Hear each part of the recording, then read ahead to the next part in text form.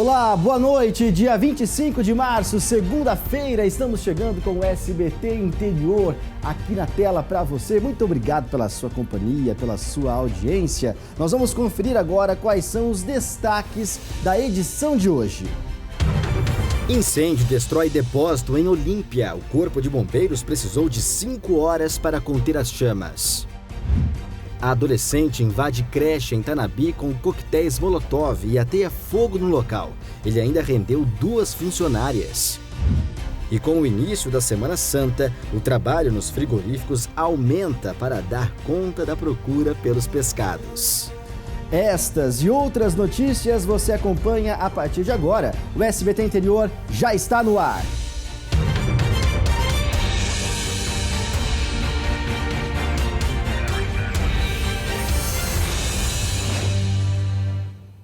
Começou hoje a campanha nacional de vacinação contra a gripe. A imunização, que todos os anos é realizada entre os meses de abril e maio, foi antecipada para que a população já esteja imunizada durante o inverno. Em pouco tempo de campanha, as unidades básicas de saúde da região já estão assim. As irmãs Leonor e Maria não perderam tempo. Elas já entraram na fila para se vacinar contra a gripe. Tira todas as doenças, as H1N1, né? Ela é boa, muito boa. Faz tempo já que eu tomo, faz vários anos. A campanha começou hoje. Você veio hoje já para evitar muita fila depois? Há um tumulto de gente, né? Porque quanto mais passa, mais aumenta o fluxo de gente. Este ano, a campanha de vacinação contra a gripe, que normalmente é realizada entre abril e maio, foi antecipada. Isso porque o Ministério da Saúde pretende vacinar a maioria da população antes da chegada do inverno, uma estação do ano em que as doenças respiratórias são mais comuns. No período do inverno, onde há aquele momento onde as pessoas ficam mais aglomeradas em locais fechados, já fiquem então protegidos contra a doença, evitando assim a transmissibilidade. A vacina já está disponível na rede pública e será aplicada primeiramente em crianças, gestantes, idosos e povos indígenas. No início da campanha, vacinas serão disponibilizadas então apenas para a população de grupo, os grupos de risco, para adquirir a doença, que são as nossas crianças maiores de 6 meses a menores de 6 anos, gestantes, idosos, pacientes com comorbidades, seja hipertenso, diabéticos, a força de segurança, profissionais da saúde, todos esses devem buscar as nossas unidades para receber a dose da vacina. A meta do Ministério da Saúde é imunizar pelo menos 90% das pessoas que pertencem a esses grupos, o que equivale a cerca de 18 milhões de pessoas. A ação acontece em todos os municípios do estado de São Paulo até o dia 5 de maio. A imunização é trivalente e oferece proteção contra a H1N1, H3N2 e a influenza B, que são variantes da gripe. Fundamental, no meu caso, que já tenho acima de 60 anos, tenho diabetes, tenho pressão alta, Então é fundamental da gente vacinar, e para proteção mesmo, Se a gente, caso pegue a gripe, não seja um caso tão grave, Para evitar de ficar doente, porque essa gripe mata também, principalmente velho.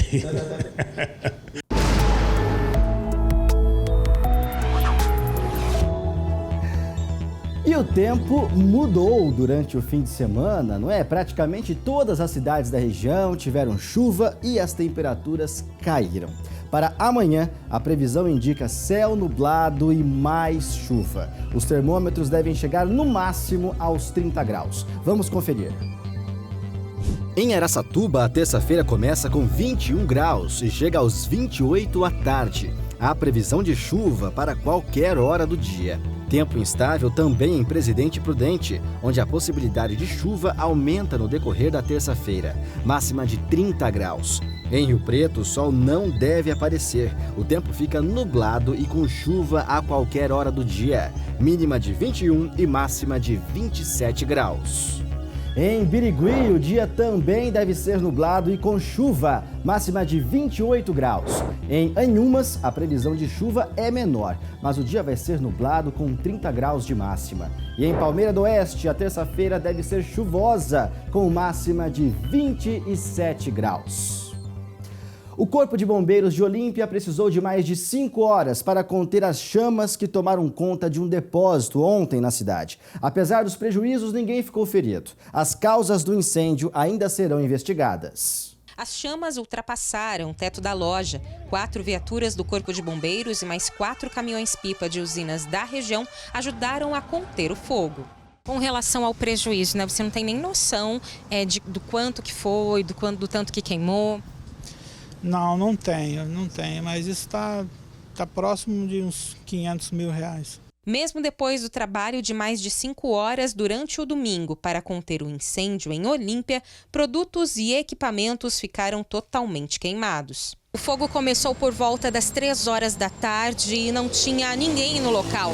Como o estabelecimento comercializa doces e também produtos para festa, no momento tinha muito material inflamável, o que dificultou o trabalho do Corpo de Bombeiros. As embalagens são altamente inflamáveis, tem muito produto em isopor, em papelão, né? Eles são muito inflamáveis. A loja, que está há mais de 25 anos na cidade, tem seguro, mas não cobre todo o prejuízo. A esperança agora é contar com a ajuda de amigos e familiares, como o Daniel. O que puder, estiver no nosso alcance aí, vou poder fazer sim.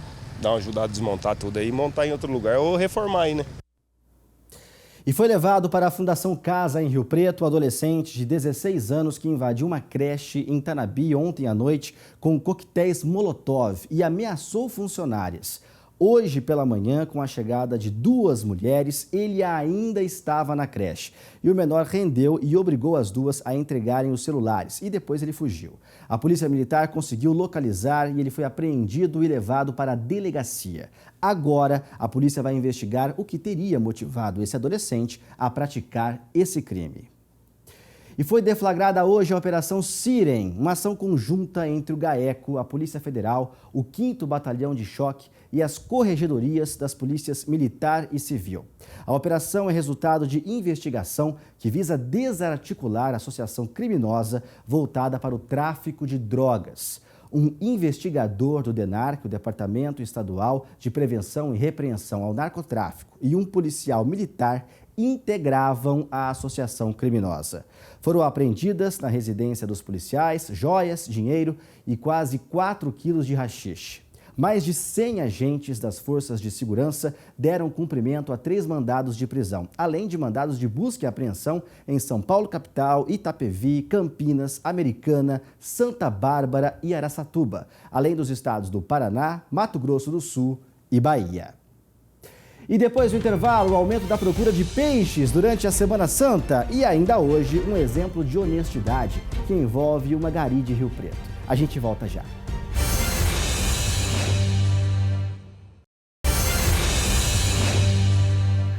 Estamos de volta com o SBT Interior nesta segunda-feira e os trabalhadores levam muito em conta o valor pago pelo ticket alimentação. O benefício pode fazer toda a diferença na hora do funcionário permanecer ou não no emprego. A Thaís é responsável pelo setor de recursos humanos desta companhia de informática em Birigui. É ela quem faz o pagamento para todos os 160 contratados. Segundo a gestora, a data mais esperada pelos colaboradores ao longo do mês é o dia do pagamento do Vale Alimentação. É que a empresa tem um diferencial no que é pago de benefício. Além do valor fixo, os funcionários recebem uma taxa extra de 20%. Tenho 3 filhos, então eu utilizo muito ele, tanto para a parte de mercados, né, e outras necessidades, como por exemplo, eu já utilizei a premiação que a gente oferece, que é um adicional, né, como cortar o cabelo dos meus filhos, por exemplo, com essa premiação. A gente percebeu que não é só salário, né, que importa para as pessoas ficarem aqui na empresa ou para atrair, né, pessoas mais qualificadas. A gente entendeu que é uma composição de benefícios. A gente reduziu bastante, né, a saída de pessoas, significava algo em torno de 5%, hoje é menos de 2%. E a gente conseguiu atrair de forma muito mais rápida pessoas qualificadas, né? Então a gente demorava em torno de 30 dias para selecionar uma pessoa, conseguiu reduzir para 10 a 15 dias para conseguir contratar uma pessoa para uma determinada função, um determinado cargo. Uma pesquisa envolvendo trabalhadores brasileiros feita pela ValeCard, empresa de cartões, mostrou que 72% dos entrevistados consideram que o valor do ticket de alimentação tem relação direta com a satisfação no trabalho e 89% preferem um aumento no benefício do que na folha salarial. Mas nem tudo é positivo quando o assunto é cartão de benefícios. A pesquisa ainda aponta que 82% dos trabalhadores que possuem cartão de alimentação ou refeição consideram o valor insuficiente para as necessidades familiares. E 98% acreditam que o recurso deveria ser reajustado anualmente, por conta da variação da inflação e do aumento do custo de vida. É pouco, mas é o que a gente ganha, eu poderia ganhar mais. Mas ajuda. É pouco, precisa aumentar mais. Para que você usa assim o ticket de alimentação? Só para comida em casa só. Tipo um básico só. Este advogado trabalhista explica que a empresa não é obrigada a disponibilizar o benefício. Além disso, a quantia é definida pelo contratante e o reajuste do pagamento pode ser feito por meio de um acordo entre o empregador e o funcionário. Em relação ao empregado, fica um pouco mais fácil de ver, porque é um valor que ele recebe e agrega ao seu salário para fins de alimentação. Agora, para o empregador, o impacto é maior, porque essa verba ela não tem um caráter de salário. Então, ela não vai integrar o salário do empregado para fins de FGTS, INSS, férias, 13º. E, consequentemente, o empregador, ele não recolhendo esses encargos, ele paga para o empregado esse benefício sem ter que pagar algum plus em termos de encargos. E começou hoje a Semana Santa, um período em que o consumo de peixes cresce bastante. E para dar conta dessa demanda cada vez maior, os frigoríficos trabalham a todo vapor para aumentar também, claro, a produção. No período da Quaresma, o consumo de peixe é tradicional, o que faz com que a procura pelo alimento aumente em até 30%, segundo a Associação Brasileira de Piscicultura. E para dar conta da demanda, a produção está a todo vapor na estância turística de Santa Fé do Sul, no interior paulista. O município é um dos principais polos produtores de tilápia. A empresa do Assis trabalha com alevinos. Hoje nós coletamos o ovo fecundado nessas apas que aqui nós podemos ver ao fundo, né? Aqui ficam os reprodutores, machos e fêmeas. Semanalmente a gente passa recolhendo essas telas, olhando animal por animal. As fêmeas que estão com o ovo na boca, a gente acaba recolhendo esses ovos e levando para dentro do laboratório, já fecundados. E ali a gente emula o que ela faria, né? Oxigenando o ovo dentro da boca. A gente faz a inversão para macho devido a esse processo. Porque a fêmea, quando ela entra no processo de reprodução e ela incuba esse ovo dentro da boca, ela acaba não se alimentando. Então ela tem um retardo no crescimento. Então por isso da inversão para macho. Cada tanque tem capacidade média para 200 mil peixes. Eles são alimentados até atingir cerca de 1/3 do peso ideal para o abate, que é de 800 gramas a 1 quilo. Depois de vacinados, são vendidos para as fazendas de engorda. A tecnologia é importante aliada por aqui. Na propriedade, o sistema de alimentação é misto, mas a vacinação é quase toda automatizada. Os processos aumentam a produtividade e garantem maior bem-estar ao animal. Essa tecnologia que nós fomos buscar, né, em outros estados, né, e a gente utiliza a parte de arraçoamento automática, né, interligada a um software, onde a gente, né, controla toda a quantidade de arraçoamento de acordo com o animal, o tamanho do pellet da ração, e a gente consegue controlar a quantidade de arraçoamentos diários, né, onde praticamente 1 ou 2 funcionários, né, conseguem arraçoar por volta de 3 a 4 milhões de animais diariamente. Hoje nós somos, né, o início da escala da tilapicultura no Brasil. Né? Hoje nós distribuímos toda a forma jovem, né, para chegar assim, no filé de tilápia. Hoje a gente tem uma produção por volta de 3 a 4 milhões mensais, né, atendendo os estados do Paraná, São Paulo, Minas Gerais, Goiás e Mato Grosso do Sul.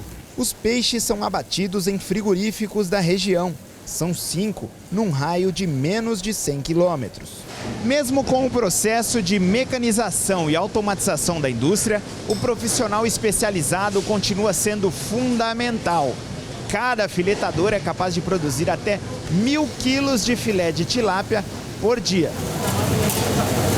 Mesmo com a tecnologia, no caso do processo de refile e de filetagem, a gente ainda consegue trazer números muito bons, muito eficientes no humano. É por isso que a gente trabalha o humano e conjuga com a tecnologia, com a classificação, com uma boa pesagem, com uma boa embalagem. A proteína de peixe é a quarta mais consumida no país e, por isso, o setor de pescados movimenta cerca de 1 bilhão por ano. A expectativa dos produtores é de que os hábitos alimentares dos brasileiros mudem ainda mais e, como consequência, o segmento deve se destacar. Mas a gente exporta para os Estados Unidos. No Brasil, a gente tem o consumo de todo o mix. Para o Japão, a gente exporta a escama, né? E para China, Taiwan, enfim, a pele de tilápia. O consumo no mercado ele vem aumentando. A disposição também de se investir nesse projeto, né, de se colocar a tilápia efetivamente para ser um produto que está no prato do brasileiro e no prato do mundo. E o Brasil, como ele tem um potencial aquícola grande, ou seja, tem um futuro ainda muito importante, né? É um futuro muito promissor, vamos dizer assim. Ele é um dos países que vai estar despontando efetivamente na produção de tilápia no mundo. E fora que um filezinho de tilápia é uma delícia, não é? E depois do intervalo, o exemplo de honestidade de uma gari de Rio Preto. Ela encontrou uma carteira com mais de R$3.000 e devolveu para o dono. A gente volta já.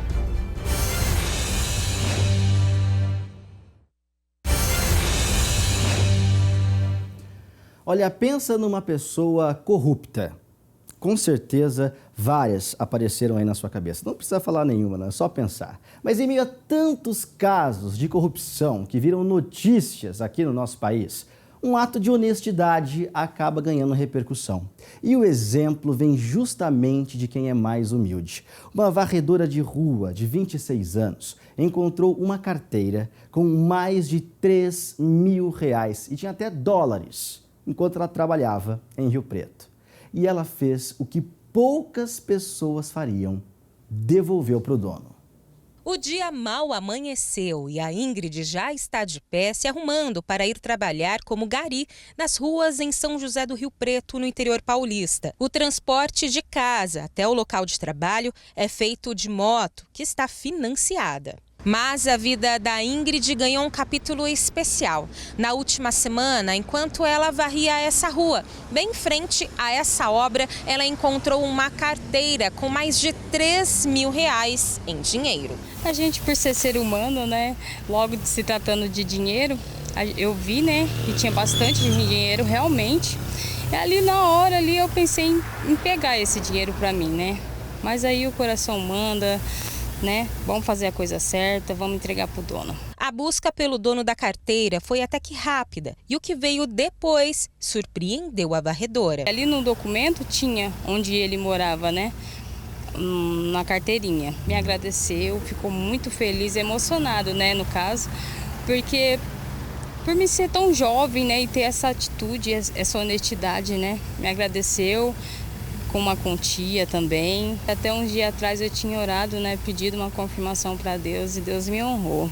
Eu paguei minhas parcelas da minha moto, né? Há 2 anos trabalhando na empresa, a Ingrid recebe um salário mínimo, R$1.500. Mas a atitude de devolver a carteira impressionou não somente o dono do dinheiro, mas também o chefe da Ingrid, que fez até homenagem para a funcionária. Na empresa foi uma repercussão muito grande, né? Inclusive a empresa homenageou ela no final de semana, com placas, com um monte de coisa assim, né? E reuniu toda a equipe de varrição, que é o setor que a Ingrid trabalha. Então a gente tem aí em torno de 200 varredores na rua. Então a gente reuniu todos eles para parabenizá-la mais uma vez. Nas ruas, a atitude da gari chamou a atenção. Poucas pessoas fariam isso, muitos, ainda mais com a necessidade que ela vive, né? Precisando pagar as contas dela, prestação de um monte de conta atrasada, né? Um dia antes ela estragou até a marmita dela aqui. Ela não tinha nem dinheiro para comprar uma marmita. Nós ajudamos ela a comprar uma marmita para ajudar ela ainda, né? A pessoa é íntegra, boa, né? A sua família, né? O que eles disseram quando você chegou em casa, contou toda a história? Minha mãe ficou muito feliz, inclusive, né? Por ter uma filha aí, né? Que trabalha no sol, mas nunca deixou, né? De lutar, de batalhar e ser honesta.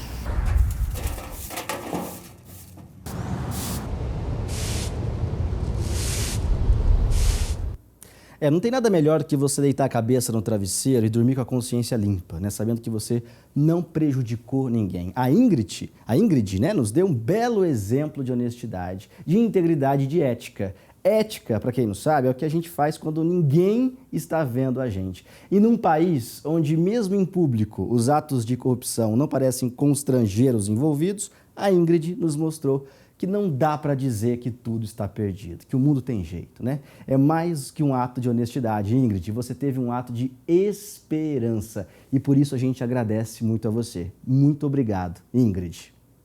O SBT Interior está terminando, mas a gente volta a se ver amanhã, claro. Você fica agora com o César Filho e o SBT Brasil.